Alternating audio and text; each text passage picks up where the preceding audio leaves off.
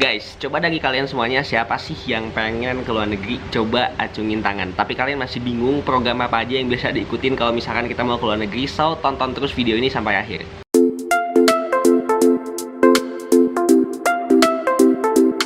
Oke, halo guys, balik lagi bersama aku Fauzi di channel Jejak Zamzami. Thank you banget buat teman-teman semuanya yang udah selalu nonton video-video aku. Dan buat teman-teman semuanya yang belum nonton, jangan lupa untuk tonton video-videonya. Dan jangan lupa juga untuk like, comment, share, dan juga subscribe biar aku makin semangat untuk bikin video buat teman-teman semuanya. Oke guys, di video kali ini aku bakalan sharing ke teman-teman semuanya program apa aja sih yang bisa bawa kita itu ke luar negeri. Tapi berdasarkan pengalaman aku dulu. Nanti aku bakal bikin program umumnya lagi yang memang belum aku jalanin. So FYI, for your information, kalau misalkan teman-teman baru datang ke channel ini, aku Fauzi Zamzami. Jadi aku udah ke 10 negara gratis dan ikut berbagai program. Makanya di sini aku bakal sharing ke teman-teman semuanya kira-kira program apa aja sih yang bisa membuat teman-teman itu bisa ke luar negeri, bisa keliling dunia, bahkan bisa bertemu orang-orang asing dimanapun itu.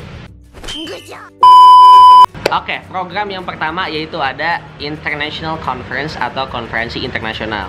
Ini teman-teman yang biasa aku ikutin banget. Aku udah pernah jadi pembicara di Bangkok International Student Conference di Thailand, European Congress on Economic Issues di Turki, ASEAN Young Scholar Summit di China, dan lain sebagainya. Udah aku ikutin dan itu bener-bener worth it banget kalau misalkan teman-teman mau ngelatih public speaking teman-teman.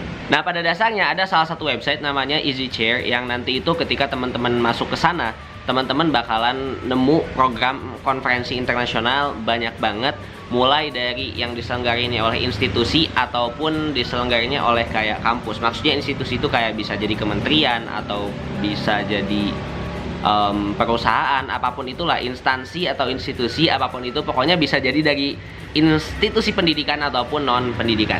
Nah, tapi teman-teman yang perlu diketahui, rata-rata konferensi internasional itu dia itu berbayar. Nah, dan jarang banget biasanya yang dia itu fully funded. Makanya salah satu hal yang perlu kita lakukan adalah nyari yang namanya sponsorship. Nah, untuk part gimana cara membuat proposal sponsorship khusus untuk konferensi, nanti aku bikin video lain lagi.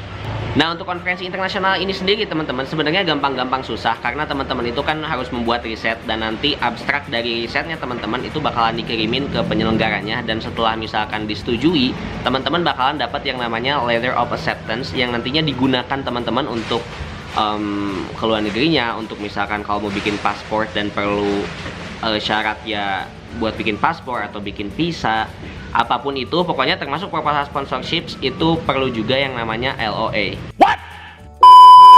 Program kedua yaitu ada pertukaran pelajar.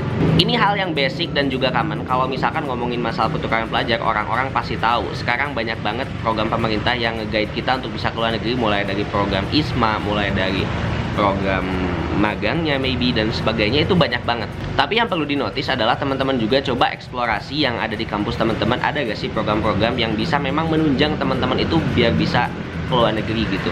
Atau ada salah satu website dan juga aplikasi yang biasanya aku pakai, ada Youth Opportunities dan ada juga IND Beasiswa, yang di sana informasinya seputar informasi buat ke luar negeri, kayak misalkan konferensi atau pertukaran pelajar atau summit, apapun itu, pokoknya di sana dijelasin dan juga programnya memang ada. Tapi to be honest, hal yang misalkan perlu kita persiapkan kalau misalkan ikut pertukaran pelajar itu adalah kemampuan bahasa asingnya dulu.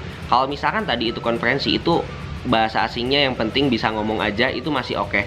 Tapi kalau misalkan untuk pertukaran pelajar itu harus beyond dari itu gitu. Jangan sampai kayak kita bisa ngomong aja tapi nggak bisa baca, atau mungkin kita nggak bisa ngertiin, atau mungkin kalau misalkan kita nggak bisa ngomong itu lebih parah lagi karena bakalan susah untuk adaptasi di sananya. Dan tipe-tipe pertukaran pelajar pun banyak, ada dia yang 1 tahun, ada dia yang 1 semester, ada yang cuma 1 bulan, tergantung program apa yang teman-teman pengen ikutin. But at least pertukaran pelajar bisa salah satu choice buat teman-teman yang mau ke luar negeri.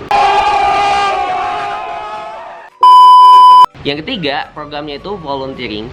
Itu program kegiatan sukarelawan yang teman-teman bisa juga ikutin. Biasanya program-program kayak gini tuh itu require teman-teman buat teman-teman ngajar misalkan bahasa Inggris atau hal-hal yang berbau dengan binatang atau hal-hal yang berbau dengan lingkungan. Pokoknya segala sesuatu yang sifatnya itu kontribusi kepada masyarakat itu bisa dilakukan. Tapi yang paling susahnya itu kalau misalkan kegiatan volunteer ini agak susah untuk ngebedainnya mana yang bagus, mana yang enggak.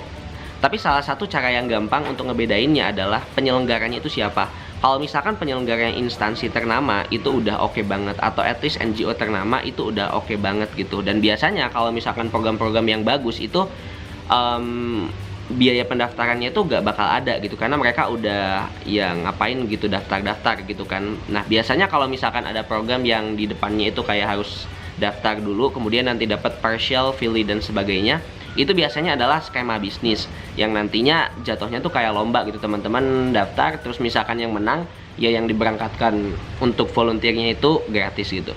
Nah aku gak saranin program kayak gini khususnya untuk kegiatan volunteer. Coba cari teman-teman kegiatan volunteernya itu yang memang nggak ada bayarnya di awal gitu. Pokoknya nggak ada bayar deh, pokoknya cari yang gratisan aja, itu menurut aku udah oke. Tapi gratisannya dalam artian teman-teman nggak perlu bayar biaya pendaftarannya dulu.